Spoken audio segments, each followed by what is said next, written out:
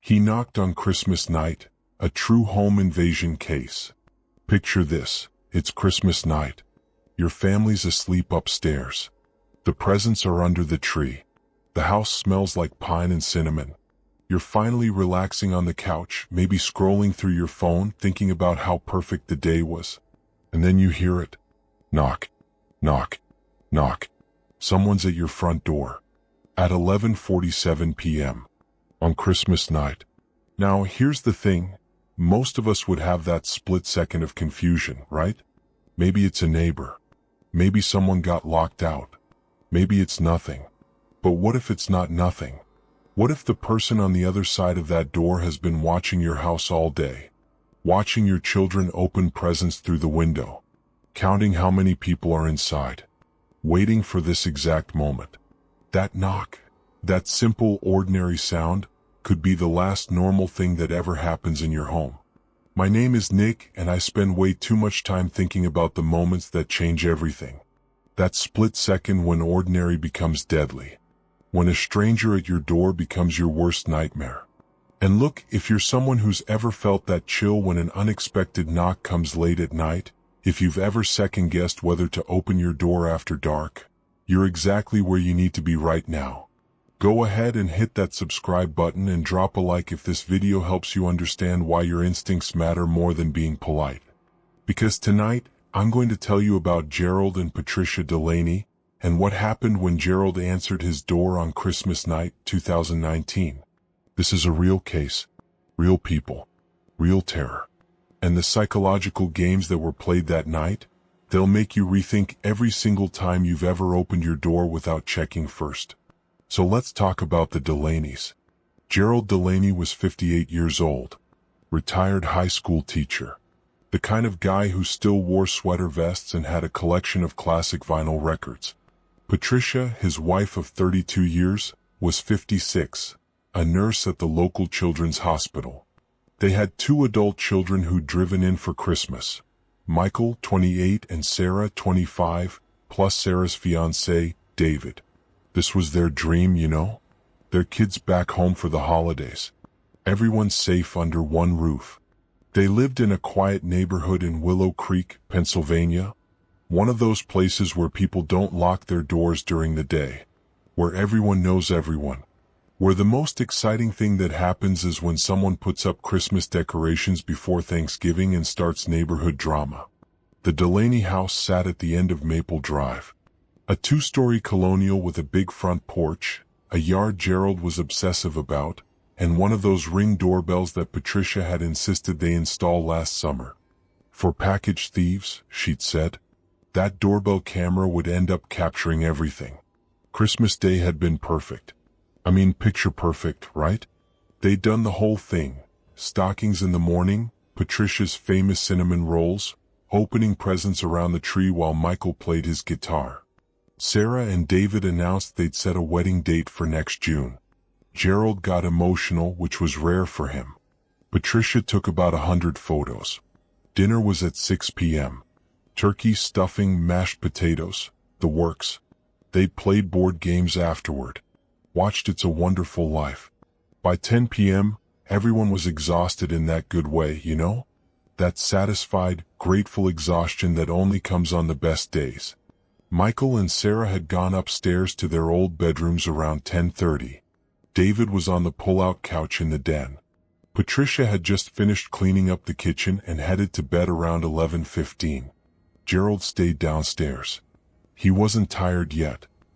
He poured himself a small glass of scotch, a Christmas tradition, and settled into his leather recliner in the living room.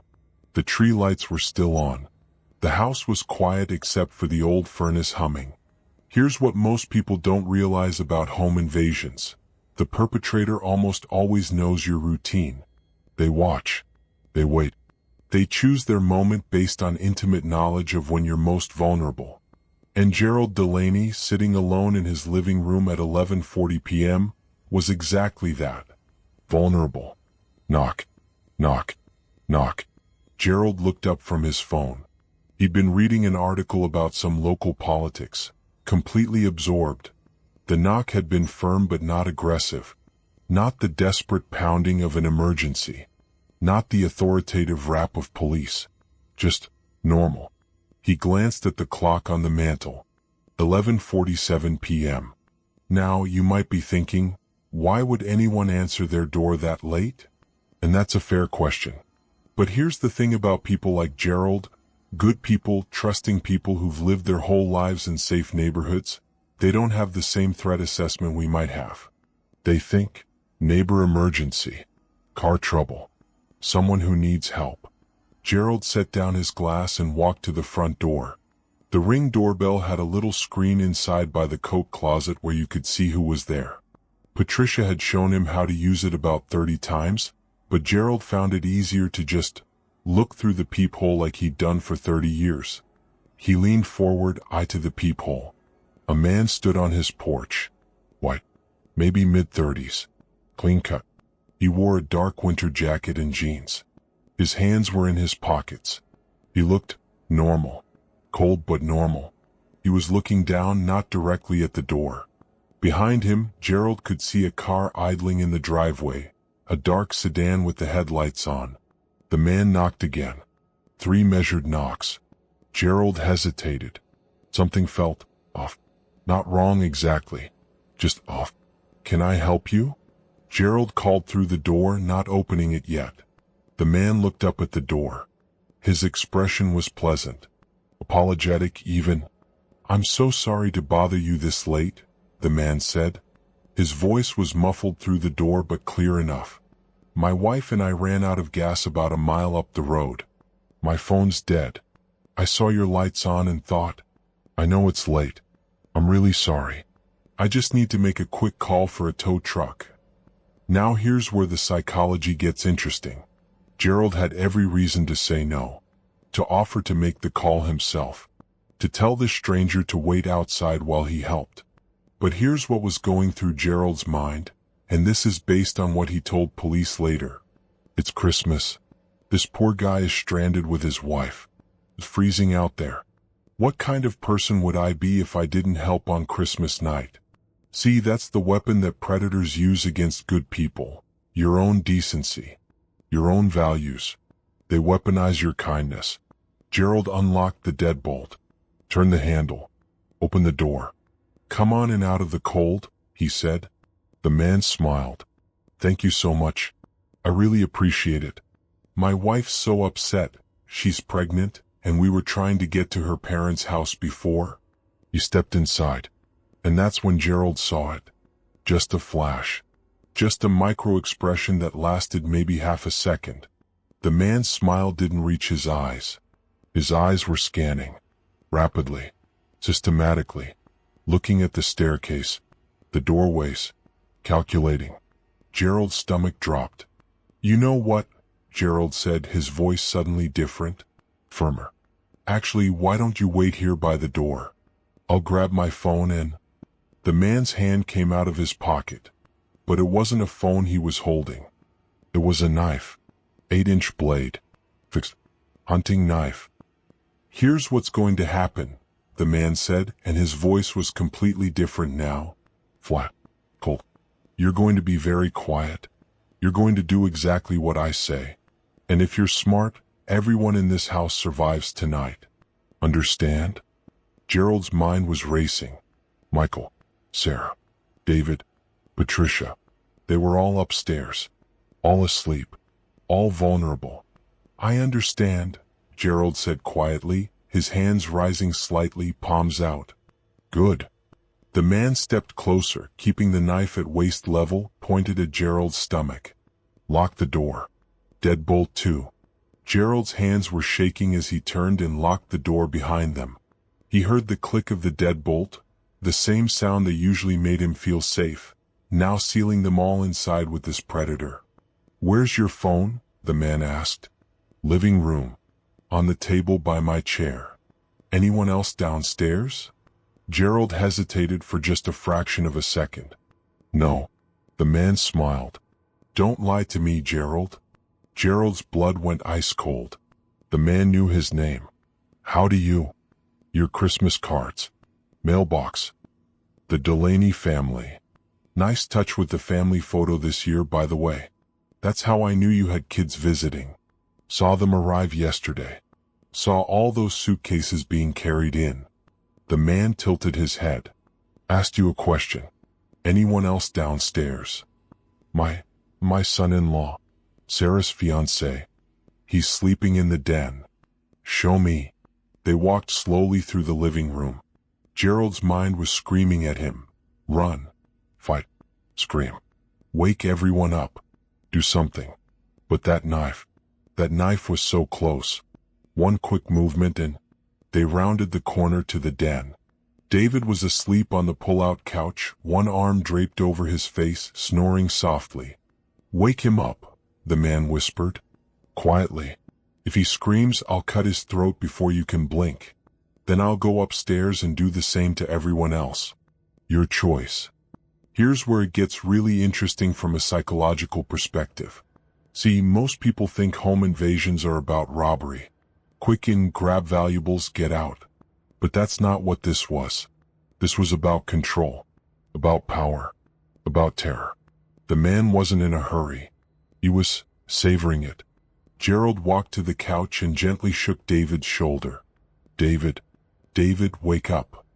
David stirred, groggy. Wah, Jerry? What time is?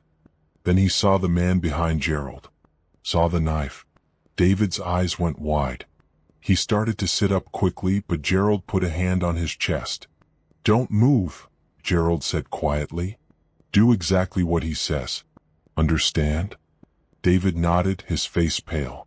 The man pulled a roll of duct tape from his jacket pocket. Hands behind your back. Now. Over the next 10 minutes, the man taped David's wrists together behind his back, then his ankles. Efficient. Practiced. Then he tore off a piece and pressed it over David's mouth. You're going to sit right here, the man told David. Don't move. Don't make a sound. I'm going to be upstairs with your future in-laws, so if I hear anything at all, they're dead. Got it? David nodded frantically, tears running down his face. The man turned to Gerald. Now we're going upstairs. We're going to get everyone and bring them down here. Nice and quiet. Like I said, you're smart, everyone lives. Clear? Gerald nodded. They started up the stairs. Each step creaked.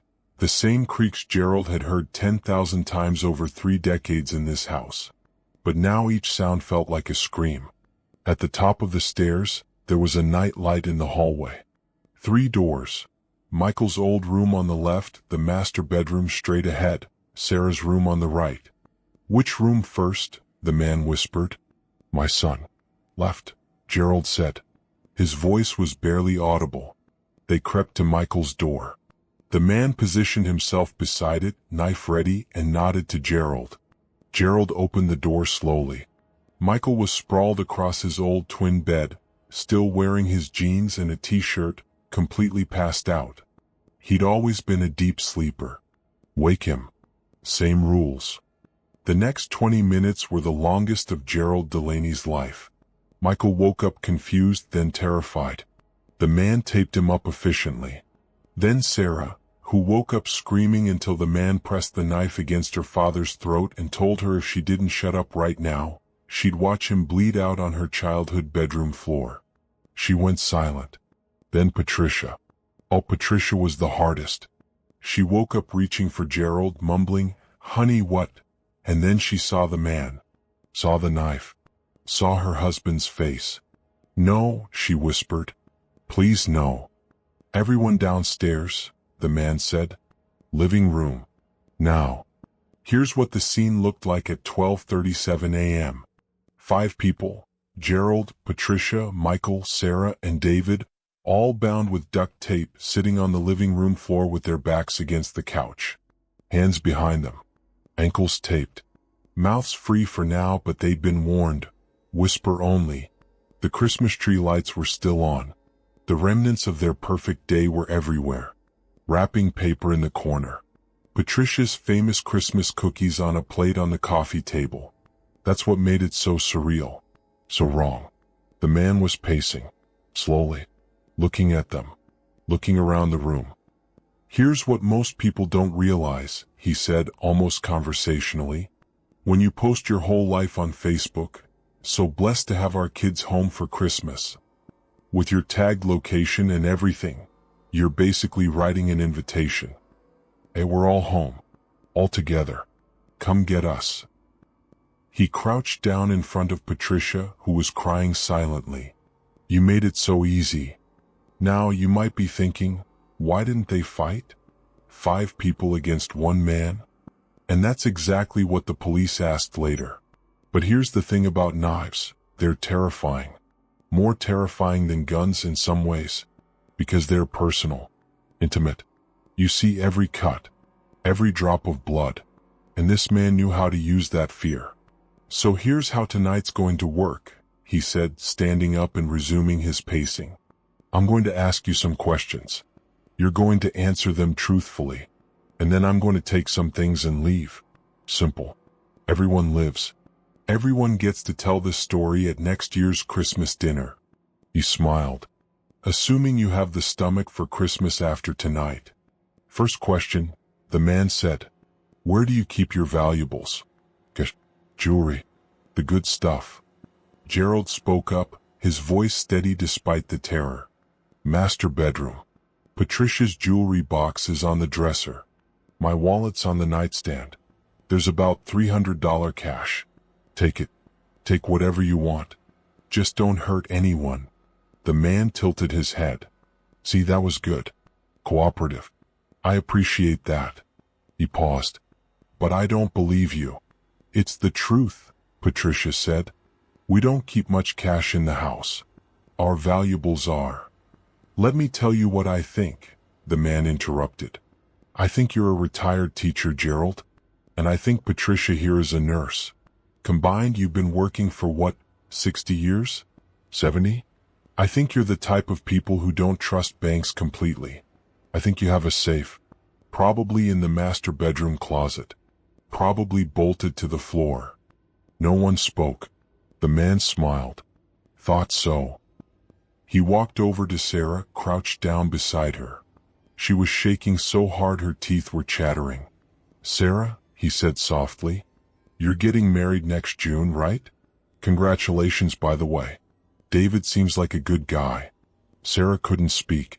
She just stared at him with huge, terrified eyes. Here's what's interesting about engagements, the man continued. Someone usually helps with the down payment for a house. Or the wedding. Or both. And you know who usually does that? Parents. Specifically. He looked at Gerald. Dads who worked their whole lives to give their daughters a perfect day.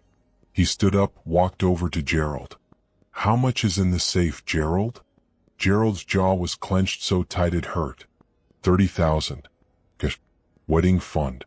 We were going to give it to them in June. There we go. Truth. See how much better that feels. The man actually looked pleased. Combination. Gerald gave him the combination. The man went upstairs. They could hear him moving around, opening the closet, working the safe.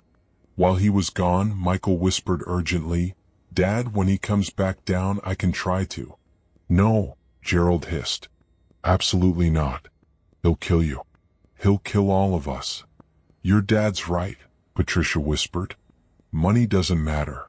Nothing matters except staying alive. They heard footsteps on the stairs. The man came back down carrying a black duffel bag, Gerald's old gym bag. It was clearly heavy. Good news, the man said. You were telling the truth. 30 grand almost exactly. Plus Patricia's jewelry, which looks valuable. Good Christmas for me. He set the bag down by the front door. Then he came back to the living room and sat down in Gerald's recliner. The same chair Gerald had been sitting in an hour ago, enjoying his scotch, thinking about how perfect the day had been. The man picked up Gerald's glass, which still had a finger of scotch in it, and took a sip. Now comes the interesting part, he said. See, I could leave right now, the man said, swirling the scotch in the glass. I've got the money. I've got the jewelry. I could walk out that door and you'd never see me again. No one spoke. They all knew what was coming. They could feel it. But here's my problem, he continued. You've all seen my face. Sure, it's dark. Sure, you're terrified, so maybe your memories aren't perfect. But DNA is a thing. Fingerprints are a thing. And I left the car running outside with someone in it. You heard it, right, Gerald? When you looked through your peephole? Gerald's heart sank. There was no car. There never had been. He'd seen one in his peripheral vision, but it had been the neighbor's car, always parked in the same spot. The man had used Gerald's own assumptions against him. So I need to buy myself some time, the man said. And I need to make sure that when you do talk to the police, and you will, your descriptions are confused, traumatized, unreliable. He stood up. Which means I need you to be more afraid. I need the next few hours to be so psychologically damaging that your memories turn to Swiss cheese. Sarah started crying. Please, she sobbed. Please just leave. We won't say anything. We can't identify you. Please. She's right. David called out from the den, his voice muffled through the tape over his mouth. He'd worked it loose somehow. We can't. The man was across the room in 2 seconds. He ripped the rest of the tape off David's mouth, grabbed a fistful of his hair, and pressed the knife against his throat. Next person who speaks without permission gets this. Everyone went silent except for quiet sobbing. What happened over the next 2 hours is, according to multiple psychologists who evaluated the family afterward, one of the most methodical examples of psychological torture in recent home invasion history. The man didn't hurt anyone. Physically, I mean. But what he did was worse in some ways. He made them play games. First, he made them each tell him their most shameful secret. Something they'd never told anyone. And if he sensed they were lying or holding back, he'd press the knife against someone else's throat until they told the truth. Michael admitted to embezzling $5,000 from his employer 3 years ago. Sarah confessed to cheating on David 6 months into their relationship. Patricia revealed she'd once considered leaving Gerald after their youngest was born. Postpartum depression had nearly destroyed her. Gerald admitted that he'd been fired from his first teaching job for drinking on campus and had lied about it to Patricia for 30 years. Each confession felt like being stripped naked in front of your family. Each truth was a wound.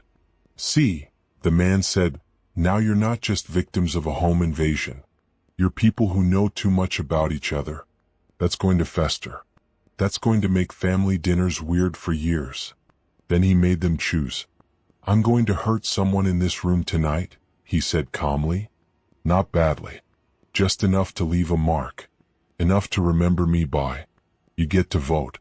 Majority rules. Who's it going to be? They refused to vote. So he made the choice himself. He walked over to Gerald, grabbed his left hand, and broke his pinky finger. Methodically. Slowly. The crack was audible.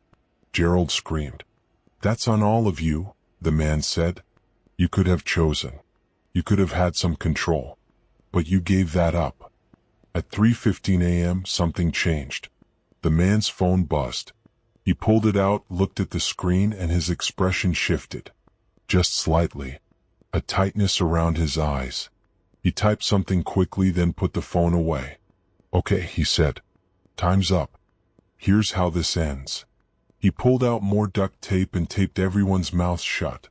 Then he went around and checked all the bindings, making sure they were secure but not circulation cutting.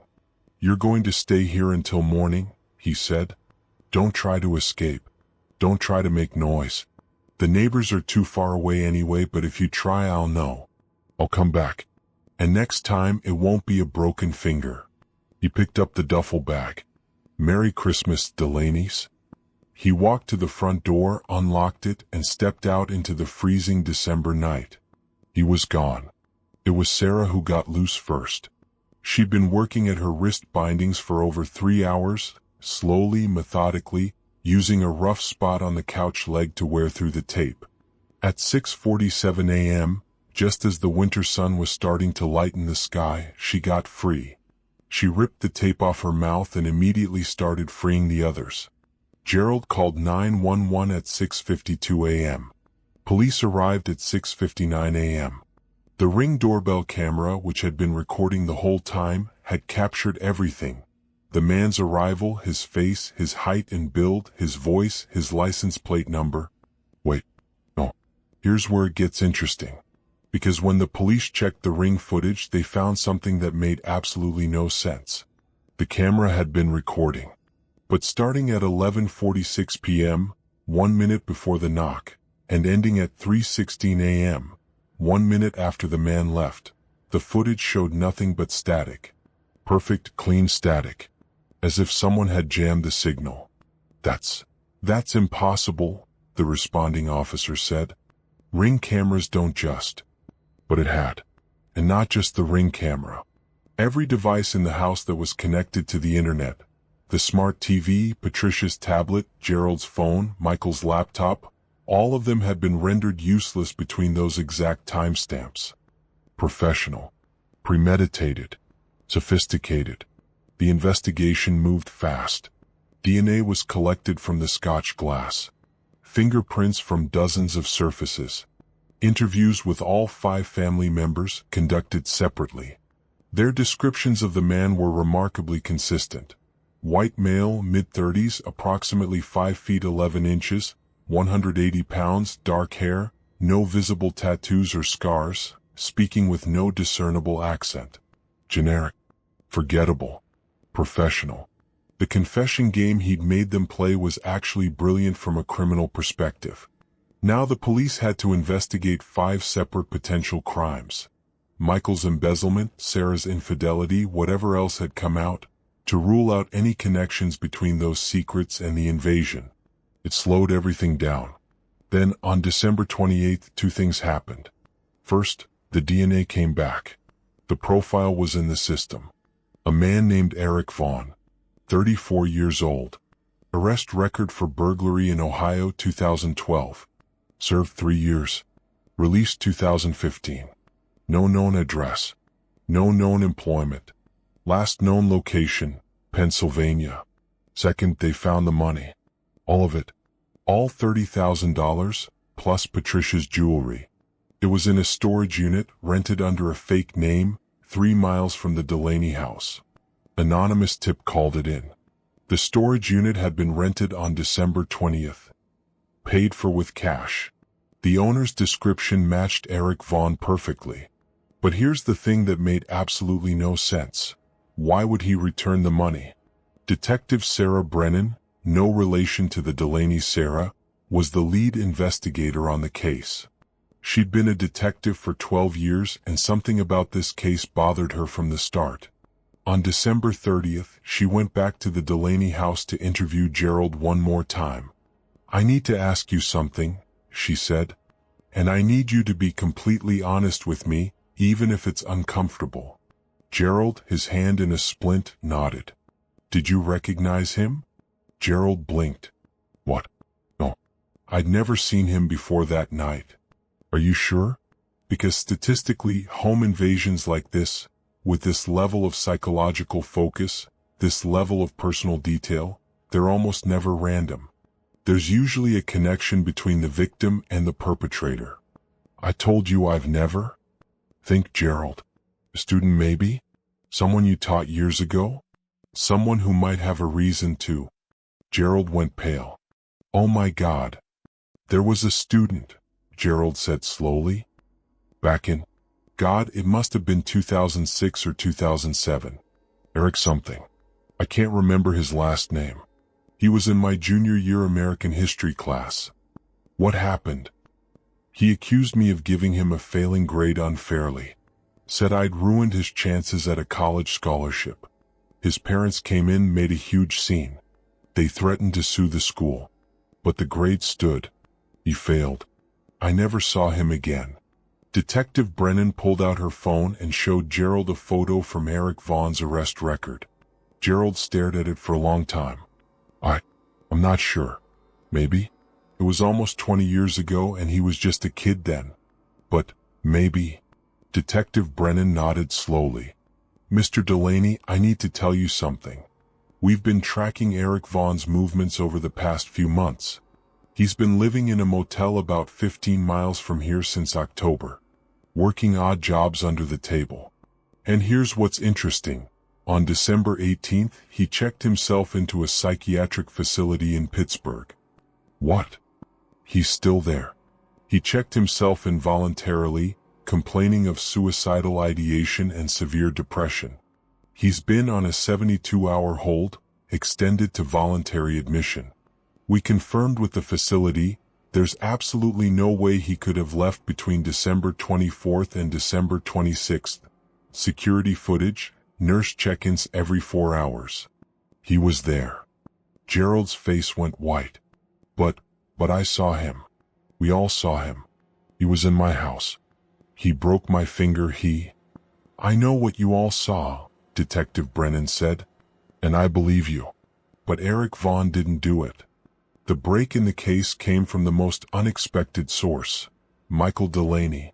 On January 2nd, Michael went to the police station and asked to speak to Detective Brennan privately. I need to confess something, he said. Here's what actually happened. The $5,000 Michael had embezzled from his employer 3 years ago? That part was true. But what he didn't tell anyone, not even during that night of forced confessions, was that he'd embezzled more. A lot more. $127,000 over 5 years. And his employer had figured it out 2 weeks before Christmas. Michael was going to be arrested, charged with felony embezzlement. His life was over. Unless he could create a traumatic event that would A. Make him seem like a victim, B. Complicate his employer's investigation, C. Potentially give him grounds for psychological damage that could be used in his defense, and D. Destroy his family's ability to focus on anything else. Michael had hired someone, through darknet channels, someone who specialized in exactly this kind of psychological operation. The man who broke into the Delaney house wasn't Eric Vaughn. His name was Connor Mills, 42 years old, former Army Psychological Operations Specialist, dishonorable discharge in 2015, freelance consultant for people who needed creative solutions to complicated problems.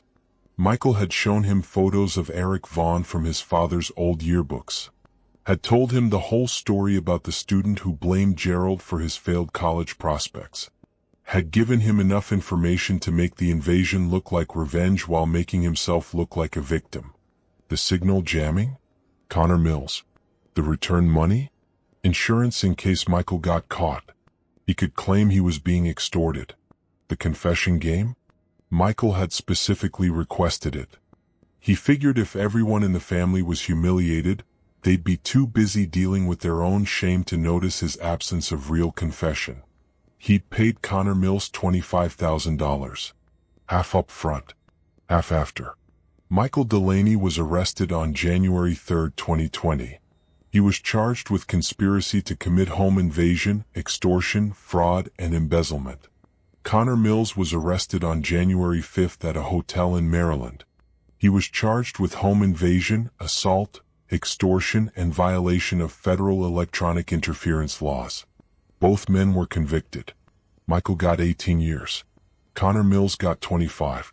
The Delaney family? Gerald and Patricia stayed together, but according to people who know them, their relationship never fully recovered. The things they confessed that night, the secrets they'd kept for decades, couldn't be unheard. Sarah and David postponed their wedding, then canceled it. They broke up in March 2020. Sarah told a friend that every time she looked at David, she saw him taped up on that couch, crying, and she couldn't reconcile that image with the man she thought she'd marry. As for Eric Vaughn, the student who Gerald had failed all those years ago, he was released from the psychiatric facility on December 29th. He was never charged with anything because he'd done nothing wrong. But his name and face had been all over the news. His life was destroyed anyway. Last anyone heard, he'd moved to Oregon, changed his name, disappeared. So here's what keeps me up at night about this case. Michael Delaney used his entire family's trust, safety, and psychological well-being as pawns in a game to save himself from consequences he deserved. He hired someone to terrorize the people he claimed to love. He broke his own father's finger by proxy. He ruined his sister's engagement. He destroyed his parents' marriage, all to avoid accountability. And the thing is, he almost got away with it. If he hadn't felt guilty, and the guilt only came after he saw what it did to his family in the days following, no one would have ever known. The knock on Christmas night that changed everything? It came from inside the family. The call was coming from inside the house. The real terror isn't always the stranger at your door. Sometimes it's the person sitting next to you at Christmas dinner. Someone you trust completely. Someone who knows exactly which buttons to push because they helped install them. That's the kind of horror that stays with you. Because you can put better locks on your doors. You can install security systems. You can check your Ring doorbell before answering. But how do you protect yourself from someone who already has the keys? How do you lock out someone who's already inside? If this case made you think differently about trust, about family, about those instincts that tell you something's wrong, hit that subscribe button. Because I spend way too much time diving into the cases that show us how dark human nature can really get.